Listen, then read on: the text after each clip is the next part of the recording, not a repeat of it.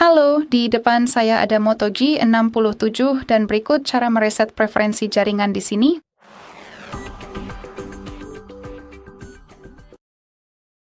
Jadi mari kita mulai dengan membuka pengaturan, lalu di sini kita harus menggulir dan mencari menu sistem.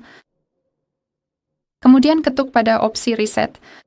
Dan seperti yang bisa Anda lihat di sini, kita punya beberapa opsi yang dipisahkan. Jadi kita bisa mereset pengaturan jaringan seluler secara terpisah dan juga Bluetooth serta Wi-Fi secara terpisah. Pada dasarnya idenya sama, seluruh prosesnya juga sama, jadi saya akan langsung mereset Bluetooth dan Wi-Fi. Cukup ketuk pada opsi ini.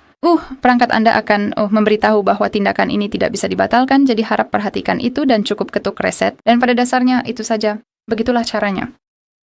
Baik, jadi itu saja. Terima kasih banyak sudah menonton. Silakan tekan tombol subscribe dan beri jempol ke atas.